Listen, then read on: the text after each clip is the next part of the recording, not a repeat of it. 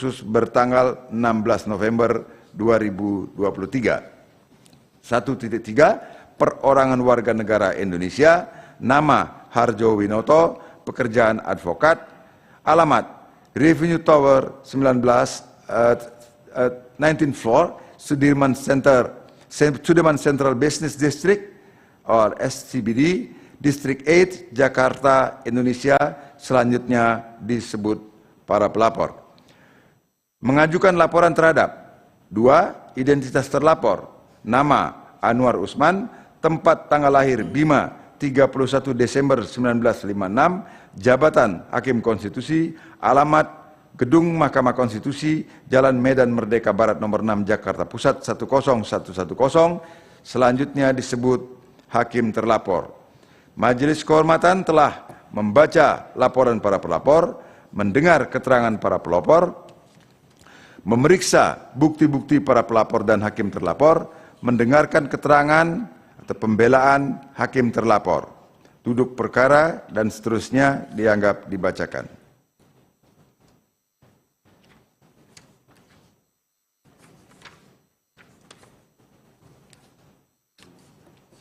Siapa? Ya. Ada yang baca?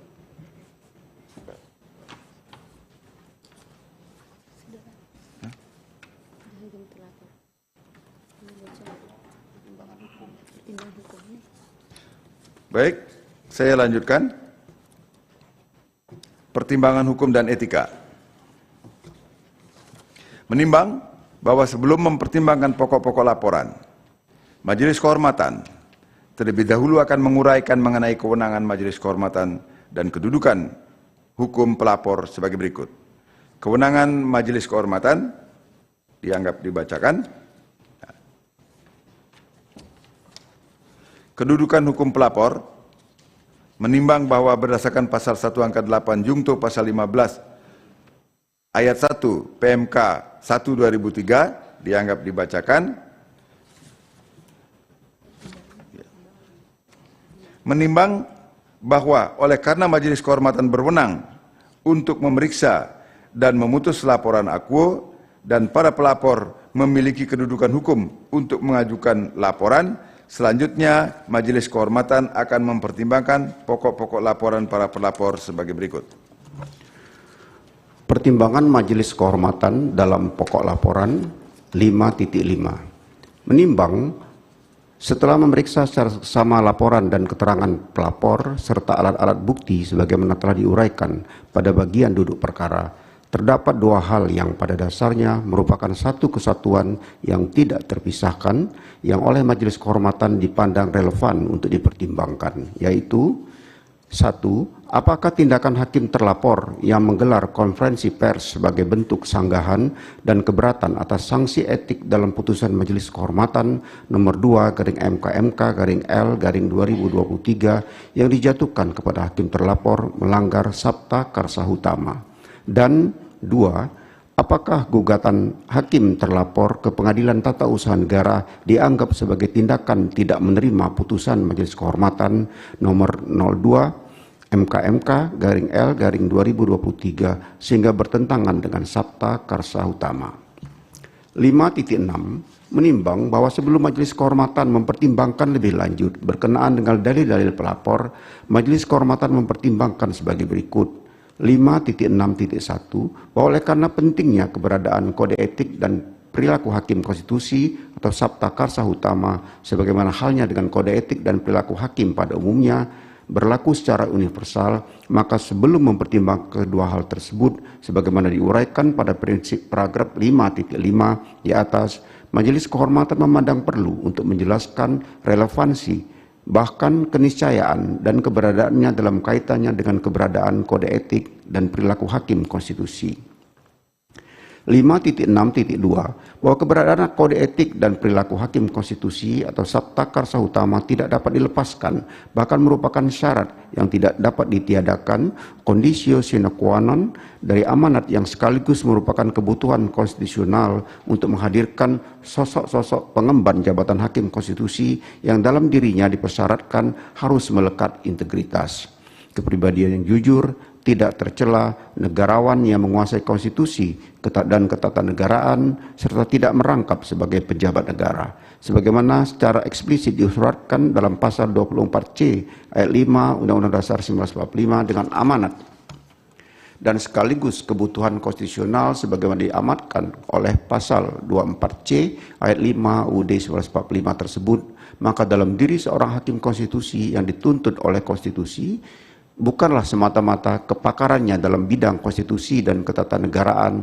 melainkan juga kepribadian, sikap, dan perilaku etisnya dalam mengemban jabatan yang dipercayakan kepadanya. Dalam konteks itu pula seharusnya titik tolak pemahaman diletakkan dalam menjawab pertanyaan mengapa seleksi terhadap hakim konstitusi dilakukan dengan melibatkan 3 organ konstitusi, yaitu DPR, Presiden, dan Mahkamah Agung, yang dalam gagasan negara modern memrepresentasikan pemegang 3 kekuasaan utama dalam negara. 5.6.3 bahwa beratnya persyaratan yang dilekatkan pada sosok yang mengemban jabatan hakim konstitusi sebagaimana diuraikan dalam pertimbangan pada subparagraf 5.6.2 di atas secara rasional merupakan tuntutan kebutuhan yang tak terhindarkan karena hakim konstitusi adalah pilar utama sekaligus ruh Mahkamah Konstitusi. Sementara Mahkamah Konstitusi tidak lain adalah pengawal konstitusi dan sekaligus penafsir konstitusi yang penafsirannya atau yang dituangkan atau tercermin dalam putusan-putusannya mengikat seluruh warga negara dan penyelenggara negara. Sebagai pengawal dan penafsir konstitusi, Undang-Undang Dasar 1945, Mahkamah Konstitusi diberi kewenangan besar untuk mengadili dan memutus pada tingkat pertama dan terakhir yang putusannya bersifat final, menguji undang-undang terhadap Undang-Undang Dasar, memutus sengketa kewenangan lembaga negara dan kewenangannya diberikan oleh Undang-Undang Dasar, memutus pembubaran partai politik, serta memutus perselisihan tentang hasil pemilihan umum, pasal 24C ayat 1 Undang-Undang Dasar 1945. Selain itu, Mahkamah Konstitusi juga diwajibkan memberikan putusan atas pendapat DPR mengenai dugaan pelanggaran oleh Presiden dan atau Wakil Presiden menurut Undang-Undang Dasar pasal 24C ayat 2 Undang-Undang Dasar 1945. Fungsi mengawal dan menafsirkan konstitusi itu hanya akan berjalan dengan baik manakala Mahkamah Konstitusi mendapatkan kepercayaan penuh dari rakyat. Sementara itu kepercayaan penuh rakyat hanya akan didapat manakala sosok-sosok yang memegang jabatan hakim konstitusi bukan hanya benar-benar mumpuni dalam penguasaan konstitusi dan ketatanegaraan, melainkan juga benar-benar sikap dan perilakunya menunjukkan ketaatan terhadap kode etik dan perilaku hakim konstitusi atau Sabta Karsa Utama. Bukan hanya tak kalah memeriksa dan memutus perkara, melainkan juga dalam kehidupan sehari-harinya di tengah-tengah masyarakat. 5.6.4 bahwa mengingat penting dan mendasarnya makna keberadaan kode etik dan pedoman perilaku hakim konstitusi atau Sabta Karsa Utama sebagaimana diuraikan dalam pertimbangan pada subparagraf 5.6.2 dan 5.6.3 di atas tidaklah berlebihan jika dikatakan bahwa kode etik dan perilaku hakim konstitusi atau Sabta Karsa Utama secara esensial adalah ibarat konstitusi etik bagi hakim konstitusi. Sebagai konstitusi etik sebagaimana dilayaknya konstitusi yang memiliki kedudukan mendasar dan fundamental bagi hakim konstitusi, bukan sekedar pajangan formalitas yang nir makna dan esensi. Karena itu Sabta Karsa Utama harus benar-benar menginternalkan atau mendarah daging dalam kepribadian setiap hakim konstitusi, sebab tanpa internalisasi demikian dapat dipastikan hakim konstitusi tidak akan berhasil meraih kepercayaan dan dukungan masyarakat yang merupakan kebutuhan mutlak bagi pentaatan dan efektivitas putusan-putusan Mahkamah Konstitusi. Manakala kepercayaan dan dukungan masyarakat tidak berhasil diraih, secara esensial, hakim konstitusi sesungguhnya telah gagal memerankan dirinya sebagai pilar utama dan ruh Mahkamah Konstitusi. Apabila kegagalan demikian berlanjut tanpa ada upaya serius untuk menanggulanginya, di antaranya dan terutama, namun bukan satu-satunya, melalui tindakan penegakan etik dan perilaku oleh lembaga atau perangkat yang diwewenang untuk itu, sebagaimana yang saat ini berada di tangan Majelis Kehormatan. Menurut penalaran yang wajar, fungsi Mahkamah Konstitusi sebagai pengawal dan penafsir konstitusi tidak akan berjalan sebagaimana yang diharapkan oleh logika desain ketatanegaraan menurut Undang-Undang Dasar 1945. 5.7 Menimbang bahwa setelah mempertimbangkan substansi mendasar berkenaan dengan keberadaan kode etik dan perilaku hakim konstitusi serta keniscayaan kehadiran Majelis Kehormatan dalam konteks itu sebagaimana diuraikan pada paragraf 5.6 di atas. Selanjutnya, Majelis Kehormatan akan mempertimbangkan kedua hal yang diduga mengandung isu pelanggaran kode etik dan perilaku hakim konstitusi diuraikan pada paragraf 5.5 yang pada dasarnya merupakan satu kesatuan yang tidak terpisahkan.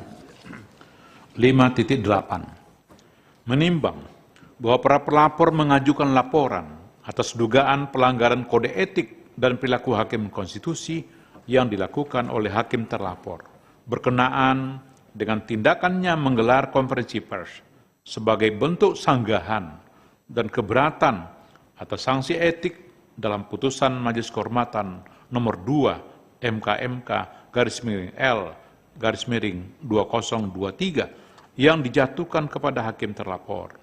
Ditambah keberatan atas bentuk sanksi pelanggaran etik yang diterimanya juga mendorong hakim terlapor untuk mengajukan gugatan tata usaha negara ke Pengadilan Tata Usaha Negara Jakarta terhadap keputusan Mahkamah Konstitusi Republik Indonesia nomor 17 tahun 2023 tentang pengangkatan Ketua Mahkamah Konstitusi masa jabatan 2023-2028 bertanggal 9 November 2023. Terhadap kedua tindakan dan peristiwa yang oleh pemohon didalilkan sebagai pelanggaran kode etik dan perilaku hakim konstitusi tersebut, Majelis Kehormatan mempertimbangkan sebagai berikut. 5.8.1 bahwa Majelis Kehormatan perlu membaca kembali transkrip konferensi pers hakim terlapor serta memperhatikan dengan seksama rekaman pernyataan hakim terlapor dalam konferensi pers yang menjadi fakta atas dugaan pelanggaran kode etik dan perilaku hakim konstitusi yang dilaporkan oleh para pelapor. Majelis Kehormatan menemukan bahwa pernyataan yang disampaikan hakim terlapor, baik secara tersirat maupun tersurat, menunjukkan gelagat dan sikap bahwa hakim terlapor tidak dapat menerima putusan Majelis Kehormatan nomor 2 MK/L/2023. Pokok pernyataan yang disampaikan hakim terlapor merupakan sanggahan dan bantahan atas proses maupun isi putusan, maka Majelis Kehormatan termasuk bentuk sanksi yang dijatuhkan kepadanya. Sikap tidak dapat menerima putusan Majelis Kehormatan tersebut setidaknya tercermin dalam beberapa pernyataan yang diantaranya dianggap telah dibacakan. 1, 2, 3. Majelis Kehormatan memandang tidak perlu untuk menilai secara satu demi satu dari seluruh pernyataan yang disampaikan hakim terlapor dalam konferensi pers dimaksud, apakah mengandung unsur-unsur yang patut diduga melanggar kode etik dan perilaku hakim konstitusi sebagaimana tertuang dalam Sabta Karsa Utama, dan sebagaimana pula dijadikan dalil dugaan pelanggaran kode etik dan perilaku hakim konstitusi oleh para pelapor dalam laporannya. Hal yang menurut Majelis Kehormatan menjadi perhatian utama adalah sikap tidak dapat menerima atau legowo atas putusan Majelis Kehormatan nomor 2 MK/L/2023 yang ditujukan oleh hakim terlapor dengan menggelar konferensi pers. Dalam konferensi pers tersebut, hakim terlapor secara terbuka menyampaikan kepada publik yang diliput oleh berbagai media, khususnya perihal keberatannya mengenai prosedur beracara, pertimbangan Majelis Kehormatan, dan sanksi. Berdasarkan substansi konferensi pers dan cara hakim terlapor menyampaikannya, tampak nyata bahwa hakim terlapor bukan hanya tidak menerima putusan Majelis Kehormatan nomor 2 MK/L/2023, melainkan juga membuat pernyataan yang menggambarkan bahwa pembentukan Majelis Kehormatan merupakan bahagian dari skenario untuk menjatuhkan kehormatan dan martabat hakim terlapor. Ditambah kenyataan bahwa sikap tersebut ditunjukkan secara terbuka dan disampaikan kepada khalayak luas dalam sebuah konferensi pers yang diliput oleh media nasional. Majelis Kehormatan merasa perlu menilai apakah sikap untuk tidak dapat menerima putusan yang dijatuhkan oleh lembaga penegak etik seperti Majelis Kehormatan tergolong sebagai bentuk tindakan yang patut diduga melenceng dari kode etik sebagai pedoman dari kode etik sebagai pedoman perilaku yang merupakan panduan bagi seorang hakim konstitusi untuk bersikap tindak.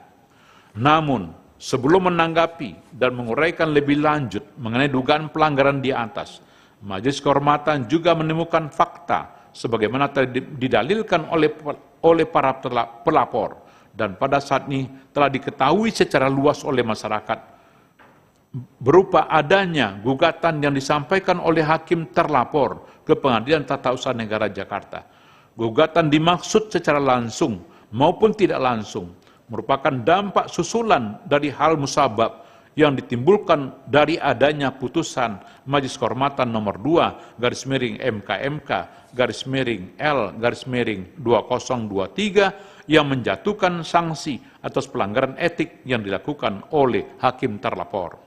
Tindakan hakim terlapor yang mengajukan gugatan ke PT UN bagi Majelis Kehormatan merupakan fakta yang memperkuat penilaian bahwa hakim terlapor tidak dapat menerima putusan Majelis Kehormatan nomor 02/MK/L/2023, bahkan melakukan reaksi dan perlawanan terhadap putusan tersebut dan menunjukkan sikap itu secara terbuka dalam tindakan yang diketahui oleh publik secara luas.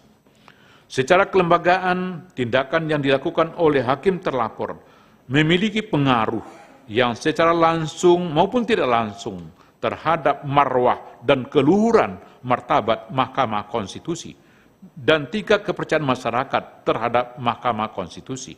Oleh sebab itu, penting bagi Majelis Kehormatan untuk mempertimbangkan dan menilai apakah tindakan dan sikap tindak dapat menerima putusan Majelis Kehormatan nomor 2/MK/L/2023 yang ditunjukkan hakim terlapor secara terbuka dan diketahui khalayak ramai patut diduga merupakan bentuk pelanggaran etik sebagaimana termaksud dalam Kode Etik dan Perilaku Hakim Konstitusi. 5.8.2 bahwa terhadap paparan dan fakta sebagaimana diuraikan dalam paragraf 5.8.1 di atas, Majelis Kehormatan berpendapat hakikat etika lebih cenderung memenuhi elemen sebagai norma kesusilaan. Etika merupakan himbauan moral bagi setiap orang ataupun pemangku kepentingan untuk dipedomani ketika berperilaku. Dalam perkembangannya, etika dituangkan dalam aturan hukum yang umumnya dibungkus dalam bentuk kode. Dengan menjelma sebagai kode etik, maka etika juga memiliki warna sebagai norma hukum dengan segala konsekuensinya. Di sisi lain, ketika etika dituangkan dalam bentuk kode atau kanon dan dimaknai sebagai aturan hukum, maka karakteristik himbauan moral yang menjadi warna dari etika memudar. Kode etik bergeser menjadi susunan aturan yang digunakan untuk menakut-nakuti agar tidak terkena sanksi. Padahal sebagai panduan moral, etika seharusnya dipegang sebagai rambu-rambu untuk berperilaku baik. Dalam perkembangannya dewasa ini, kode etik yang dimaknai sebagai aturan hukum menuntut adanya upaya penegakan. Imbasnya dibutuhkan perangkat oleh lembaga yang difungsikan untuk menegakkan kode etik. Selain itu, perangkat dan lembaga dimaksud juga dilengkapi dengan kewenangan untuk menjatuhkan sanksi agar kode etik itu ditaati dan tidak menjadikan kode etik sekedar sebagai macan kertas belaka. Namun demikian, sanksi dalam pelanggaran etik tidak boleh diartikan semata-mata dan serta-merta layaknya pemidanaan sebagai bentuk pembalasan atau retributif dan pemberi efek jera. sanksi dalam pelanggaran etika memiliki nuansa panduan moral yang menuntut kesadaran atau konsistensi pelaku pelanggaran etika untuk kembali menaati rambu-rambu yang ditetapkan dalam pedoman perilaku dalam konteks penegakan kode etik bagi hakim. John Hastings dalam kurung 1964 pernah mewanti-wanti, telah dibacakan dan juga dianggap diterjemahkan. Berdasarkan uraian di atas, apabila dikaitkan dengan dugaan pelanggaran yang dilakukan oleh hakim terlapor, Majelis Kehormatan menemukan kejanggalan dalam sikap yang tidak dapat diterima. Saya ulangi, yang tidak dapat menerima putusan Majelis Kehormatan nomor 2/MK/L/2023 sebagaimana ditunjukkan oleh hakim terlapor. Dalam konteks hakim terlapor, sanksi yang dijatuhkan Majelis Kehormatan dalam putusan akuo tidak bisa serta-merta dimaknai sebagai bentuk pembalasan setimpal atas pelanggaran etika yang dilakukannya. Sanksi dimaksud tidak boleh dan sekaligus tidak dapat dimaknai dalam konteks pemidanaan, melainkan harus diletakkan dalam maknanya sebagai panduan moral agar hakim terlapor tidak menyimpang dan kembali berpegang pada prinsip-prinsip kode etik dan perilaku hakim konstitusi. Dibutuhkan kesadaran pribadi untuk dapat meresapi makna sanksi yang dijatuhkan atas pelanggaran etika yang dilakukan hakim terlapor. Apabila kemudian muncul pertanyaan perihal sanksi yang dijatuhkan tidak seimbang dan setimpal dengan bentuk pelanggaran etika yang dilakukan, maka perlu dipahami bahwa kedudukan sebagai hakim menuntut dirinya, menuntut diri pribadinya untuk senantiasa memegang teguh prinsip-prinsip kode etik dan perilaku hakim konstitusi. Sebab kedudukan sebagai hakim, terlebih hakim konstitusi, memaksa dirinya untuk menerapkan standar moral tertinggi, the highest moral standard, sehingga benar-benar mencerminkan harapan ideal hakim sebagai wakil Tuhan di bumi. Sebagaimana ditegaskan dalam prinsip kepantasan dan kesopanan butir penerapan angka 1 dan angka 2 Sabta Karsa Utama, yaitu hakim konstitusi harus menghindari perilaku dan citra yang tidak pantas dalam segala kegiatan sebagai abdi hukum yang terus-menerus menjadi pusat perhatian masyarakat. Hakim konstitusi harus menerima pembatasan-pembatasan pribadi yang mungkin dianggap membebani dan harus menerimanya dengan rela hati serta bertingkah laku sejalan dengan martabat mahkamah. Oleh karena itu, kejanggalan sikap hakim terlapor dengan menyampaikan bantahan yang menunjukkan adanya keengganan untuk mematuhi putusan Majelis Kehormatan in casu putusan nomor 2/MK/L/2023 dalam pandangan Majelis Kehormatan merupakan bentuk pelanggaran terhadap prinsip-prinsip kode etik dan perilaku hakim konstitusi. Dampak lain yang ditimbulkan akibat dari sikap hakim terlapor demikian adalah turunnya citra dan wibawa Mahkamah Konstitusi di mata masyarakat. Padahal sebagaimana diuraikan pada paragraf 5.5 di atas, kepercayaan dan dukungan masyarakat merupakan kebutuhan mutlak bagi penataan dan efektivitas putusan-putusan Mahkamah Konstitusi. 5.9 menimbang bahwa berdasarkan seluruh pertimbangan hukum dan etika di atas berkenaan dengan tindakan hakim terlapor yang menggelar konferensi pers berkaitan dengan putusan Majelis Kehormatan nomor 2/MK/L/2023 dan mengajukan gugatan ke Pengadilan Tata Usaha Negara Jakarta terhadap keputusan Mahkamah Konstitusi nomor 17 tahun 2023, padahal keputusan Mahkamah Konstitusi dimaksud adalah untuk melaksanakan putusan Majelis Kehormatan nomor 2/MK/L/2023. Majelis Kehormatan berpendapat bahwa hakim terlapor telah ternyata terbukti melanggar prinsip kepantasan dan kesopanan butir penerapan angka 1 dan angka 2 Sabta Karsa Utama.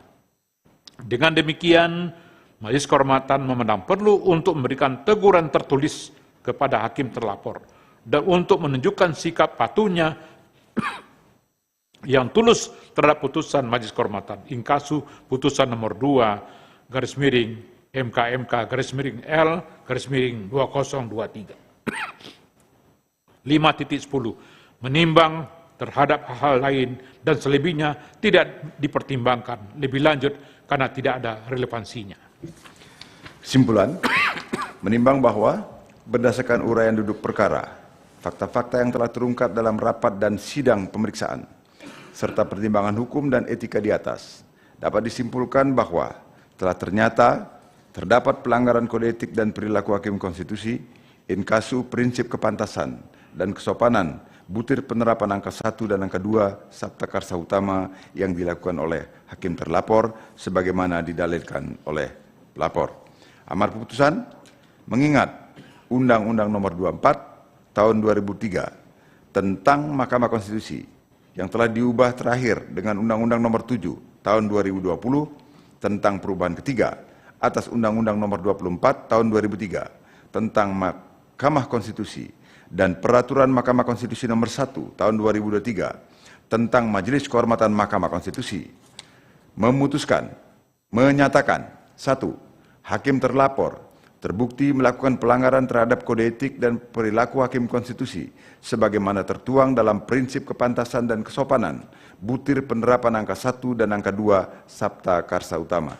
2. Menjatuhkan sanksi berupa teguran tertulis kepada hakim terlapor.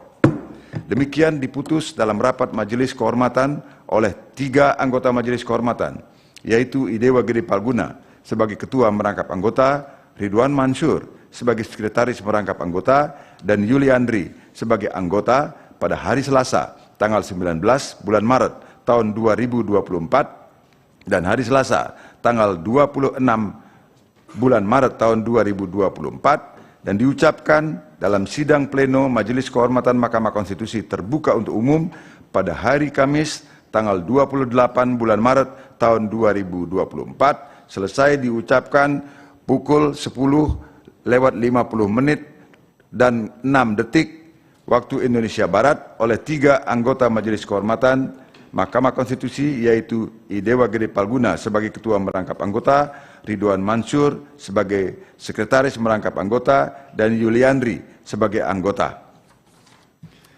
Saudara-saudara, dengan demikian ketiga putusan telah diucapkan. Saya ucapkan terima kasih dan sidang Majelis Kehormatan saya nyatakan ditutup. Hadirin dimohon berdiri. Yang Mulia Majelis Kehormatan Mahkamah Konstitusi meninggalkan ruang persidangan. Yang Mulia Majelis Kehormatan Mahkamah Konstitusi meninggalkan ruang persidangan. Majelis Kehormatan Mahkamah Konstitusi telah memutus terjadi dugaan pelanggaran kode etik terhadap Hakim Anwar Usman dan memberikan teguran tertulis atas sikapnya yang dinilai melanggar prinsip kesopanan Sabta Karsa Utama dan juga mengajukan gugatan ke PT UN di Jakarta. Selengkapnya, saudara, hadir di Breaking News Kompas TV, tetaplah bersama kami.